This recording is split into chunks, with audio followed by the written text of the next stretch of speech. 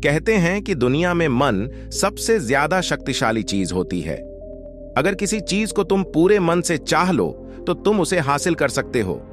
यह मैं नहीं कहता, यह सभी महापुरुषों का कहना है। लेकिन अगर यह सत्य है, यह सच है, तो जो हम अपने मन से चाहते हैं वो हमें हासिल क्यों नहीं होता? भला कोई भी इंसान अपने मन में दुख तो नहीं चाहेगा, लेकिन वो रहता तो दुखी है। हर इंसान अपने मन से तो कामयाब होना चाहता है, खूब पैसा कमाना चाहता है, लेकिन फिर भी वो कामयाब नहीं होता। भला ऐसा दुनिया में कौन इंसान होगा जो अपने मन में यह चाहेगा कि मैं नाकामयाब रहूं या मैं पैसा ना कमाऊं? सोचने की बात है तो इसमें दो चीज निकल के सामने आती हैं। या तो वो महापुरुष गलत हैं जिन्होंने यह बात बोली कि मन से हर चीज हासिल हो जाती है, या फिर हम गलत हैं। आज की कहानी जो मैं आपको सुनाने वाला हूं, उसमें आपको एक ऐसा मंत्र मिलेगा। उसे समझने के बाद आपको एक ऐसा मंत्र पता चलेगा जिससे आप यह समझ पाएंगे कि अपने मन से कोई भी चीज कैसे करवाई जाती है। एक बार की बात है, एक युवक जिसका नाम कबीर था, उसके जीवन में सिर्फ दुख ही दुख था। वह जो भी काम करता वह पूरा नहीं होता। घर में आता तो क्लेश बना रहता, किसी से कोई मदद मांगता तो कोई उसकी मदद नहीं करता। ऐसा लगता था कि चारों ओर से दुखों का पहाड़ उसी पर टूट पड़ा है। उसे समझ नहीं आ रहा था कि मैं दुखों से पार कैसे पाऊं। वो दिन रात यही सोचता रहता कि अपने दुखों से छुटकारा कैसे पाना है। इसी कारण से वो रात में सो भी नहीं पाता था। उसकी आंखों के नीचे बड़े बड़े काले घेरे बन गए थे, जो इस बात का प्रतीक थे कि वो आदमी कितना दुखी और चिंतित है।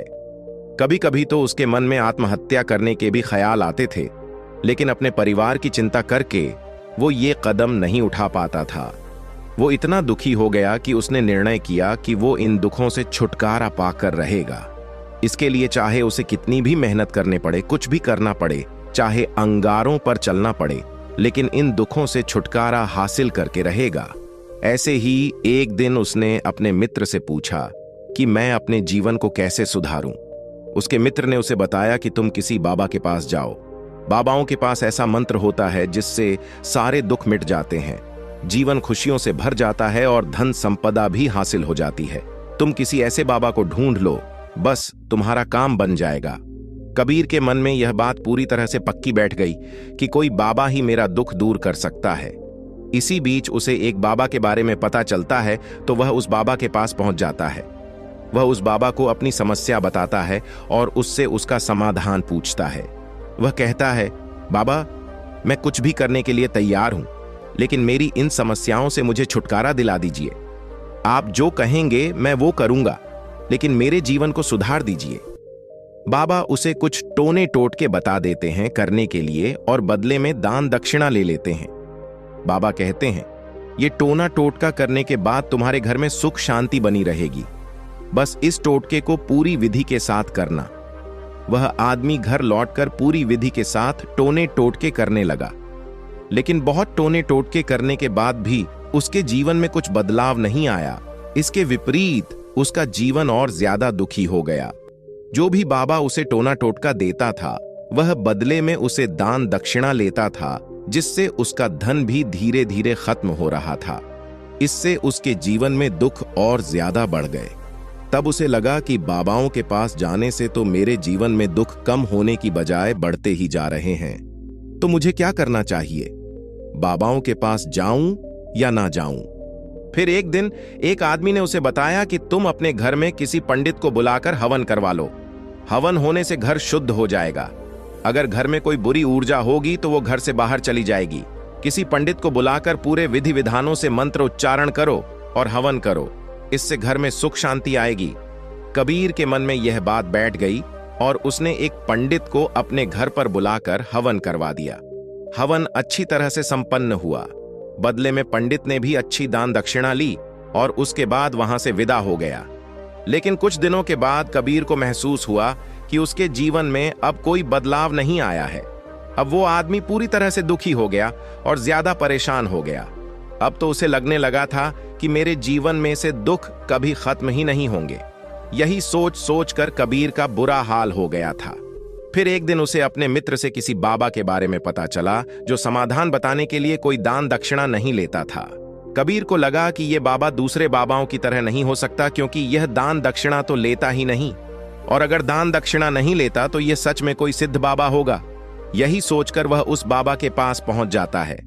जब वो आदमी वहां पर पहुंचता है तो वो बाबा ध्यान में बैठे हुए थे। यह देखकर वो आदमी वहीं पर चुपचाप बैठकर बाबा के ध्यान से बाहर आने का इंतजार करने लगा। थोड़ी देर बाद बाबा ने आंखें खोलीं तो सामने एक दुखी और परेशान युवक को बैठे देखा। वह उसकी आंखों के नीचे आने वाले घेरे देखते ही समझ गए कि आदमी अपने जीवन से कितना परेशान है। उसे संबोधित करते हुए बाबा ने पूछा, बच्चा, क्या चाहते हो? बाबा के पास क्या लेने आए हो? कबीर ने कहा, बाबा, मैं अपने जीवन से बहुत परेशान हूं। मैंने इन दुखों को दूर करने के लिए बहुत सारे रास्ते अपनाए, हर वो तरकीब करके देखी जो किसी बाबा ने मुझे बताई, हर वह काम किया जो किसी भी इंसान ने मुझसे करने को कहा, लेकिन मेरे जीवन में दुखों में कोई कमी नहीं आई। बाबा, इसके विपरीत मेरे जीवन में दुखों में बढ़ोतरी हो गई है। मुझे समझ नहीं आ रहा है कि मैं क्या करूं। कभी कभी तो मैं आत्महत्या करने की सोचता हूं, लेकिन अपने परिवार की सोचकर मैं यह कदम नहीं उठा पाता। मैंने आपके बारे में बहुत सुना है बाबा, और मैं बहुत उम्मीद के साथ आपके पास आया हूं। कृपया करके मुझे कोई ऐसा मार्ग बताएं जिससे मुझे अपने दुखों से छुटकारा मिल जाए। मैं अपने दुखों से छुटकारा पाने के लिए कुछ भी करने को तैयार हूं। आप मुझे कोई भी रास्ता बताएं, चाहे वो रास्ता कितना भी कठिन क्यों ना हो, मैं उसको पार करके रहूंगा। बाबा ने महसूस किया कि आदमी तो सच में बहुत परेशान है। बाबा ने उसकी बात सुनकर कहा, बच्चा, दुखों को दूर करने के लिए मंत्र ऐसे ही नहीं मिलते। मंत्र पाने के लिए कुछ करना पड़ता है। तुम कुछ कर सकते हो? यह सुनकर पहले तो कबीर ने सोचा कि यह बाबा भी मुझसे दान दक्षिणा ही मांगेंगे, लेकिन और कोई रास्ता ना पाकर कबीर ने कहा, बाबा, आपको जितनी भी दान दक्षिणा चाहिए मैं देने के लिए तैयार हूं, लेकिन आपका मंत्र सच्चा होना चाहिए, वह पूरा होना चाहिए, उसका फल मुझे मिलना चाहिए। उसके बाद मैं आपको जो भी दान दक्षिणा लेना चाहते हो वह दे दूंगा। बाबा ने कहा, दान दक्षिणा तो बहुत छोटी सी चीज है, मुझे वह नहीं चाहिए। इस पर वो आदमी सोच विचार करके बोला, तो बाबा, मैं अंगारों पर भी चलने के लिए तैयार हूं, आप मुझे बस आज्ञा दीजिए। बाबा ने कहा, अंगारों पर चलने वाली छोटी चीज है, मैं तुमसे नहीं कराने वाला। मैं जो तुमसे कराने वाला हूं वो बहुत कठिन मंत्र है, उसे पूरा कर पाओगे? कबीर ने कहा, बाबा, आप मुझे बताइए तो सही, मुझे करना क्या होगा? मैं कुछ भी करने को तैयार हूं। इस पर बाबा ने उसे कहा, यहां से जब तुम अपने घर जाओ तो रास्ते में अपने मन में यह दोहराते जाना कि मैं सुखी हूं, मैं सुखी हूं, मैं सुखी हूं। बार बार अपने मन में यही दोहराना, और याद रहे, जुबान पर यह नहीं आना चाहिए, यह सिर्फ मन में दोहराना है।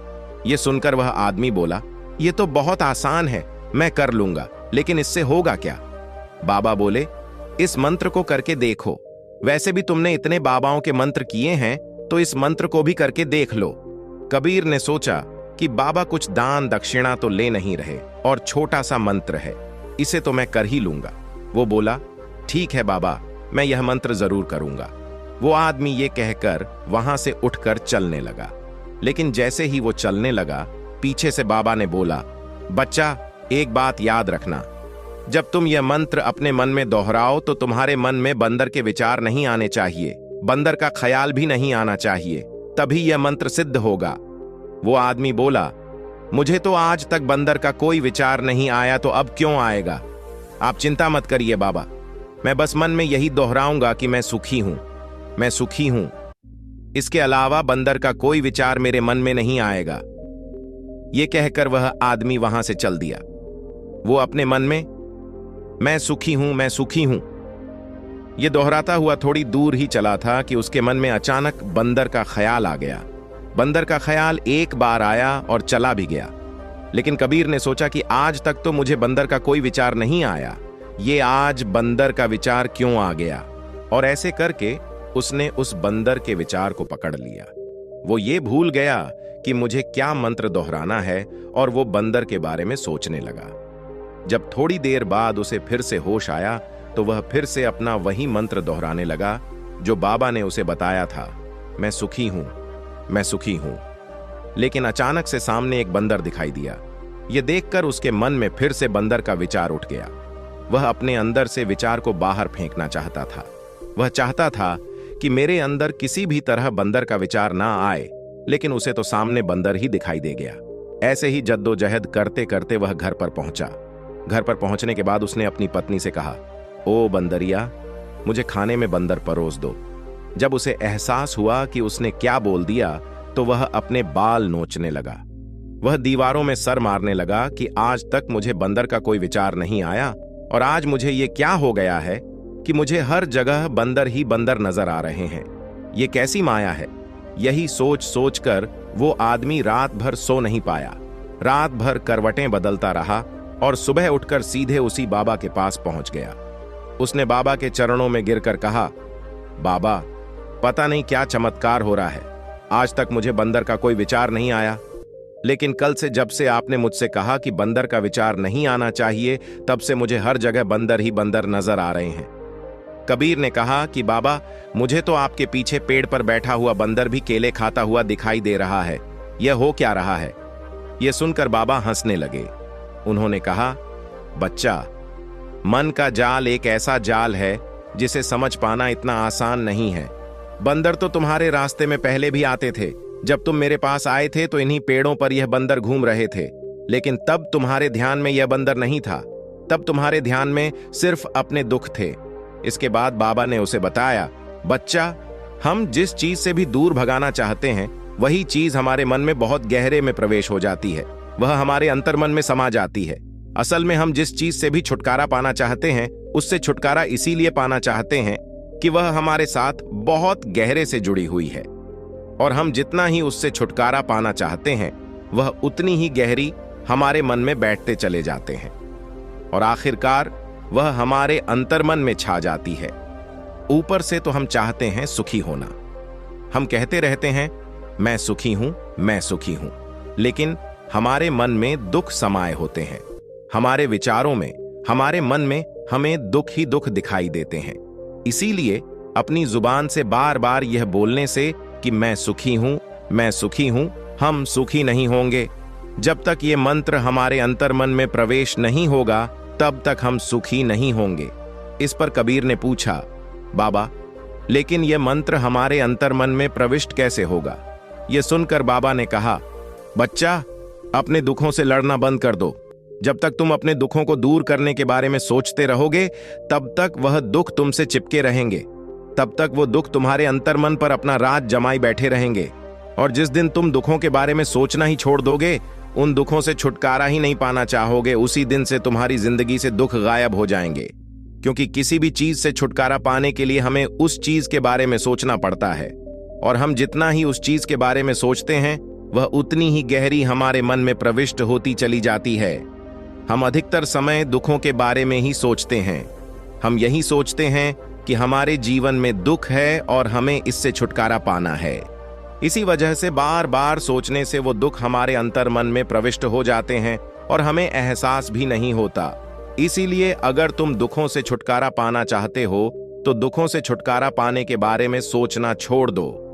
तुम्हें दुखों से छुटकारा मिल जाएगा। अक्सर आदमी धूम्रपान छोड़ना चाहता है, शराब छोड़ना चाहता है, सुबह अपने आप से वादा करता है कि मैं कोई भी गलत काम नहीं करूंगा, लेकिन शाम को जब लौटता है तो नशे में चूर होकर लौटता है। ऐसा क्यों होता है कि जो हम सोच रहे हैं वह पूरा कर ही नहीं पा रहे हैं। असल में हम उस चीज को बहुत ज्यादा तवज्जो दे रहे हैं, उस चीज को बहुत ज्यादा नियत दे रहे हैं। जब भी हम उस चीज को छोड़ने के बारे में सोचते हैं तो हम उसकी इंपॉर्टेंस यानी कि विशेषता और ज्यादा बढ़ा देते हैं। हमारा मन उस चीज के बारे में जितना ज्यादा सोचेगा, शराब या धूम्रपान छोड़ने के बारे में जितना ज्यादा सोचेगा, हमारा मन उतना ही उसे चीज के पीछे ज्यादा भागेगा। हमें उसे चीज से लड़ना नहीं है, बल्कि बिना सोचे गुजर जाना है। और अगर इस मंत्र को हम समझ लेते हैं तो हम अपने जीवन में जो भी पाना चाहते हैं उसे अपने अंतर्मन में डाल सकते हैं, और एक बार वो लक्ष्य हमारे मन में बैठ जाता है तो फिर सफलता पाने में कोई समस्या नहीं आती, कोई दिक्कत नहीं आती। तो दोस्तों, कैसी लगी आपको ये कहानी? कमेंट सेक्शन में जरूर बताएं, और अच्छी लगी तो इस चैनल को सब्सक्राइब करना ना भूलें। तो मिलते हैं अगली कहानी में, तब तक के लिए अपना ख्याल रखें।